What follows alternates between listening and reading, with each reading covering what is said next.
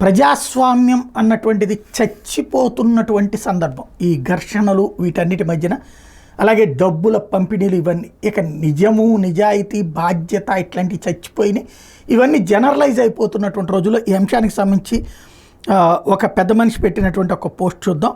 ఇది రాజకీయ వ్యాసం అని మాత్రం అనుకోకుండా అందరూ చదవాల్సిన సత్యం. ఈ దేశంలో ఇప్పుడు నిత్యకృత్యం అంటూ డబ్బులు అందలేదంటూ ప్రజాప్రతినిధుల ఇళ్లలో అభ్యర్థుల భవంతుల ముట్టడి.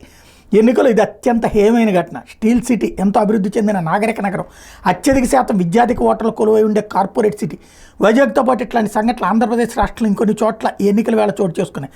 అంతేకాదు, పూర్వం ఒక అభ్యర్థి అనుచరులు ఓటర్లకు డబ్బులు పంచకుండా వేరే అభ్యర్థి అనుచరులు కాపు కాసేవారు.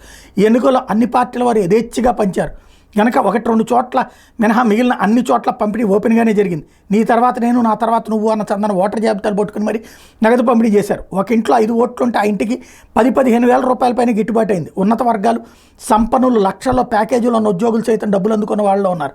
నిఘా నేత్రం లొట్టబోయింది. అలాగే పోలింగ్ కేంద్రాల వద్ద ప్రచారాలు, అక్కడ కూడా చివరి నిమిషం ప్రలోభాలు విశృంఖలంగా జరిగినాయి. నో పోలీస్, నో నిఘా, నో కంట్రోల్. దూర ప్రాంతాల్లో ఉంటున్న వారికి ప్రయాణ ఖర్చులు ఇచ్చి మరీ రప్పించిన దృష్టాంతాలు లేకపోలేదు. ఓటు వేయడానికి ఇతర ప్రాంతాల నుంచి సొంత ఊళ్ళకి తరలి వచ్చిన ప్రజల స్ఫూర్తిని కించపరచడం లేదు. కానీ ఈసారి ప్రయాణికుల రద్దీ పెరిగిపోవడానికి అది కూడా ఒక కారణమే. చివరకు తేలే ఫలితం ఎలా ఉండబోతుందనే విషయాన్ని పక్కన పెడితే అసలు ఇలాంటివి ఎందుకు జరుగుతున్నాయి, ఇదంతా రాజకీయ నాయకుల వల్లనే అన్నది నిస్సందేహం. ఈ వ్యాసంలో ఇతర విషయాల గురించి రాసే ముందు రాజకీయాలకు డబ్బుకున్న లింక్ గురించి మాట్లాడుకుందాం. పూర్వం రాజకీయం అంటే ప్రజాసేవ, పోనీ రాజకీయం అంటే రాజకీయమే.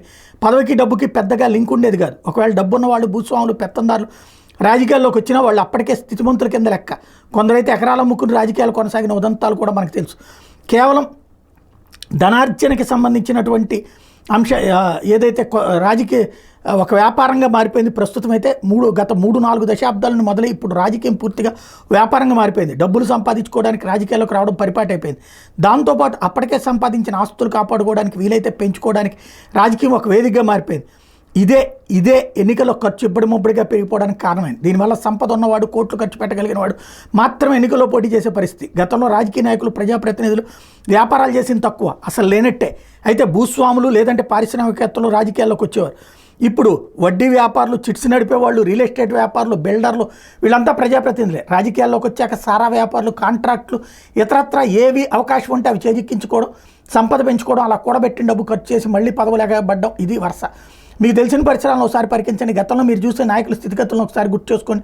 ఒకనాడు రాజకీయ నాయకుడు, సర్పంచ్, ఎమ్మెల్యే, ఎంపీ, చివరికి ముఖ్యమంత్రి అయినా కానీ పంచాలాల్చి, కండవా, కిర్రుచెప్పులు, నడక, సైకిల్, కొంచెం సొగ్గడైతే బుల్లెట్, అంతే. దూర ప్రయాణానికి బస్సు, రైలు, మామూలు ఇల్లు, ఒక మోస్తరు ధనవంతుడు అయితే డాబా, మండువాలోగిలి. కట్ చేస్తే కాలం గిర్రను తిరిగి వర్తమానంలోకి వస్తే చోట నాయకుడు సైతం ఖరీదైన తెల్ల బట్టలు, చుట్టూ భజన బృందం, మినిమం సుమో, స్కార్పియో, స్కోడా, ఆడి, ఫార్చునర్, ఏసీ రైలు, అది కూడా చీప్ అనుకుంటే విమానం, చేతిలో 555 సిగరెట్ ప్యాకెట్, ఖరీదైన ఫోను, రాజభవనం తలపించే ఇల్లు, ముందు 4 కార్లు, స్విమ్మింగ్ పూలు, ఇంటర్కమ్ ఫోను, అతనికి కలవాలంటే పెద్ద ఫిట్టింగు, అలవైకుంఠపురం సెట్టింగు, ఇది వాలకం.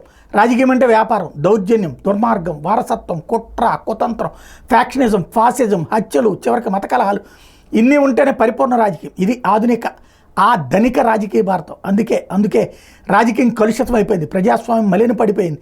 ప్రజలు సైతం నిజాయితీని కోల్పోతున్నారు. కొందరు మినహాయింపు. ప్రభుత్వాలు నిర్వీర్యం అయిపోతున్నాయి, దివాళా తీస్తున్నాయి. లక్షల కోట్లు ఖర్చు పెట్టి గెలవడం, ఆ డబ్బు రికవరీ చేసుకోవడమే కాక మళ్ళీ ఎన్నికల కోసం మరింత కూడబెట్టడం, ఇంతేగా. వీటన్నిటికి తోడు హత్యలు, ఫ్యాక్షనిజాలు, కక్షలు, కార్పణ్యాలు, దోపిడీలు, దురాక్రమణలు, స్కాములు, స్కీములు, అంతా దుర్గంధం, రొచ్చు కంపు. ఎన్నికలు ప్రజాస్వామ్య క్రతువు, ప్రపంచం నివ్వరపోయేలా అద్భుతంగా జరిగిన యజ్ఞం. కోట్లు ఖర్చు, లక్షలాది మంది భాగస్వామ్యం, కోట్లాది ఓటర్లు.